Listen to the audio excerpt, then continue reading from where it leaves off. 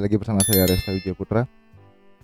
Dan di video kali ini saya akan menjelaskan tentang metabolisme lipid. Perlu kalian ketahui bahwa metabolisme lipid itu ada 3. Yang pertama, metabolisme eksogen, yang kedua endogen, dan yang ketiga adalah reverse kolesterol ya. Untuk yang di video kali ini saya akan membahas metabolisme lipid yang jalur eksogen. Oh iya, di dalam makanan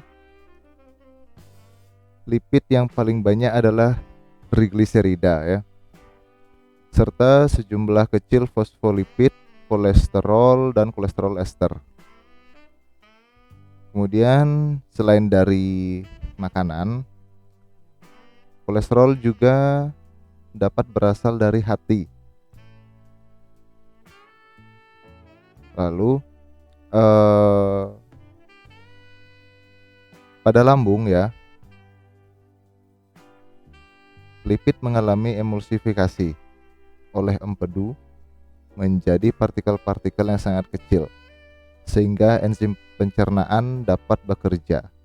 Ini yang pada lambung ini adalah lipid yang berasal dari makanan ya.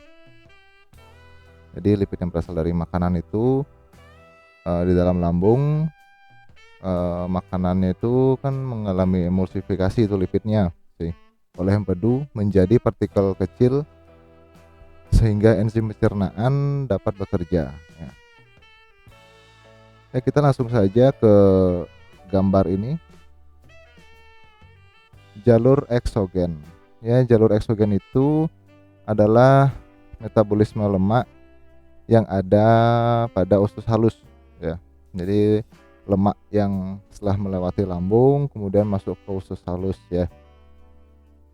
Jadi untuk pertama, pada gambar ini di dalam lumen usus kolesterol, nah ini CH. Jadi makanan itu pasti punya kolesterol dan trigliserida ya. Nah, untuk kolesterol di dalam lumen usus nih, untuk kolesterol akan masuk ke dalam sel usus halus yang disebut dengan eritrosit. Nah, kolesterolnya ini masuk ke dalam usus halus dalam bentuk kolesterol dan kemudian diubah menjadi ester kolesterol ya. Kolesterolnya ini diubah menjadi ester kolesterol. Ini dia ester kolesterol. Kemudian trigliserida yang dari makanan ya, dari makanan ini trigliseridanya masuk juga ke sel usus halus, ke eritrosit itu. Tapi masuknya ini dalam bentuk asam lemak bebas.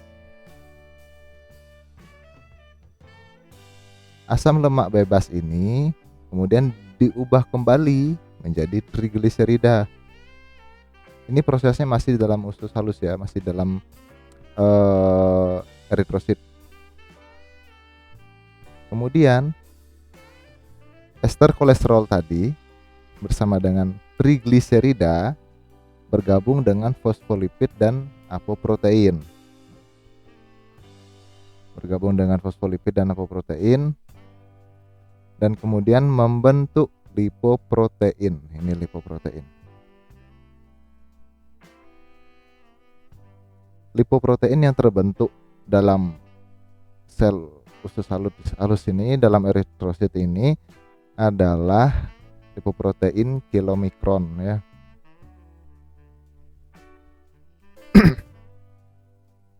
Lanjut kemudian, jadi kilomikron ini yang sudah terbentuk di eritrosit kemudian menuju ke saluran limfe, kemudian berjalan lagi tembus ke ductus thoracicus. Setelah di ductus thoracicus masuk ke aliran darah. Udah sampai sana, paham ya? Masuk ke aliran darah. Selanjutnya pada aliran darah, ini ceritanya aliran darah nih, yang merah-merah ini ya. Kilomikron tadi, nah kilomikron itu kan mengandung trigliserida ya. Nah, kilomikron tadi itu mengalami metabolisme. Yang mengalami metabolisme itu adalah trigliseridanya ya. Trigliseridanya mengalami metabolisme, yang mana trigliserida pada kilomikron tersebut dihidrolisis oleh enzim lipoprotein lipase. Enzim lipoprotein lipase itu berasal dari sel-sel pembuluh darah. Ini ceritanya sel-sel pembuluh darah nih. Nah, dari sinilah, dari sel-sel pembuluh darah ini mengeluarkan enzim lipoprotein lipase untuk menghidrolisis trigliserida. Setelah dihidrolisis, nah kan pecah nih menjadi asam lemak bebas. Asam lemak bebas ini kemudian masuk ke jaringan adiposa. Ini jaringan adiposa. Ceritanya masuk, dia jalan terus ke jaringan adiposa di bawah. Nah, kemudian apabila ini ya, asam lemak bebas tersebut ada dalam jumlah yang banyak, nah maka sebagian dari asam lemak bebas itu akan dimasukkan ke hati, dibawa ke hati untuk dibentuk trigliserida lagi dalam hati yang disebut trigliserida hati. Sampai situ ya. Kemudian balik lagi ke kilomikron tadi. Nah, kilomikron tadi kan trigliseridanya sudah berkurang karena dihidrolisis oleh enzim lipoprotein lipase. Nah, karena sudah berkurang trigliseridanya, maka kilomikron itu yang awalnya ini akan menjadi kilomikron remnan. Akan menjadi kilomikron remnan ya.